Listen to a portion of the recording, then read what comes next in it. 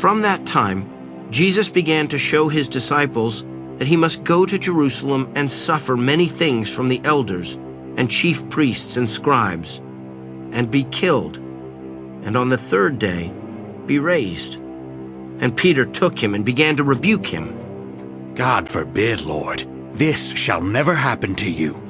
Get behind me, Satan. You are a hindrance to me, for you are not on the side of God, but of men. If any man would come after me, let him deny himself and take up his cross and follow me. For whoever would save his life will lose it, and whoever loses his life for my sake will find it. For what will it profit a man if he gains the whole world and forfeits his life? Or what shall a man give in return for his life? For the Son of Man is to come with his angels in the glory of his Father, and then he will repay every man for what he has done.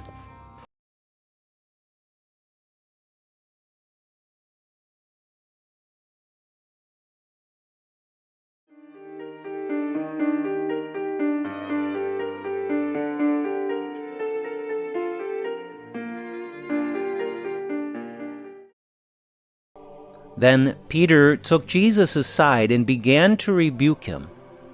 God forbid, Lord, no such thing shall ever happen to you. He turned and said to Peter, Get behind me, Satan. You are an obstacle to me.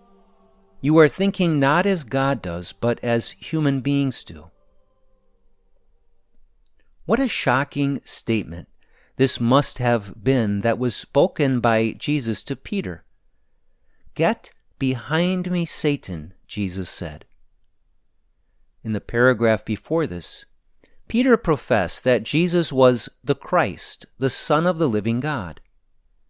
Jesus in turn told Peter that he was Petros, and on this Petra he would build his church. Petros is the Greek word for a movable rock, and Petra was an immovable solid rock foundation. Thus, Peter was told that he would be the stone set upon a solid foundation by which Jesus would build his church.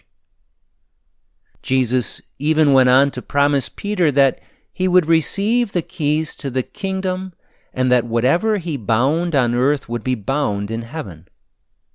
And then, one paragraph later, Jesus rebukes Peter for thinking not as God, but as a human being.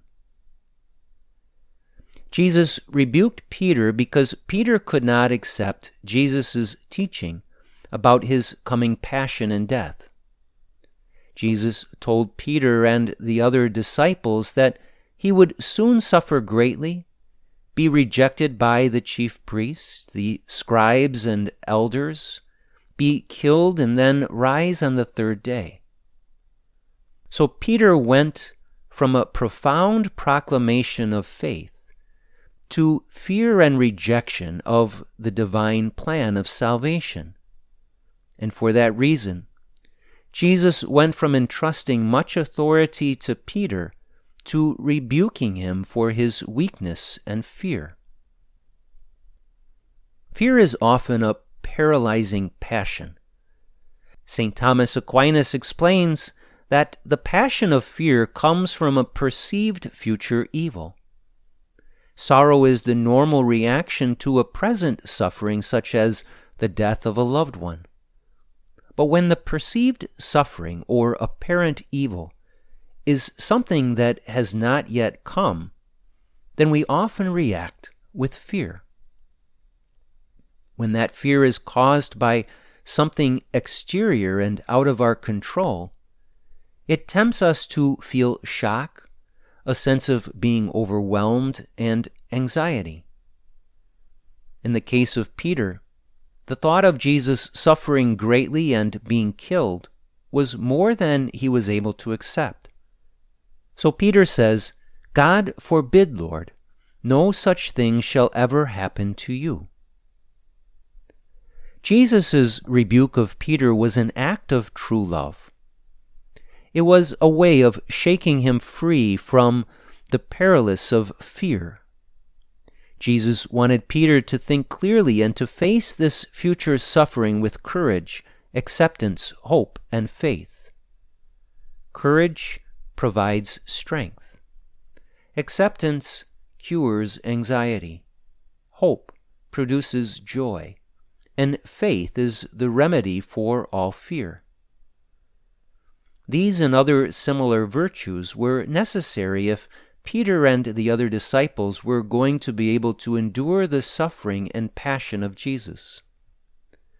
They needed to know that this perceived evil was going to be transformed by the Father in heaven and used for the greatest good the world had ever known.